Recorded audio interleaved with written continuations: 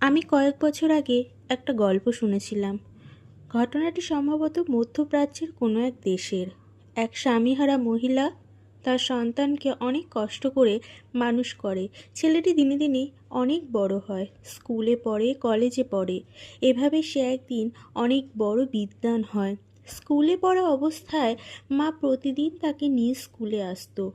মহিলাটির একটি চোখ ছিল অন্ধ, সে এক চোখে দেখতো। তো স্কুলের অন্যান্য ছাত্ররা সেই ছেলেটিকে তিরস্কার করত, যাতে তার মা দেখতে অসুন্দর বলে, অন্ধ বলে। এর ফলে ছেলেটি খুব লজ্জা ফিল করত।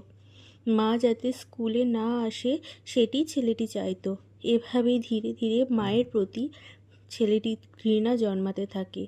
কালে কালে তা প্রকট আকার ধারণ করে। এর অনেক দিন পর ছেলেটি বিদেশে চলে যায় চাকরির সন্ধানে। মায়ের সাথে কোনো যোগাযোগ রাখে না।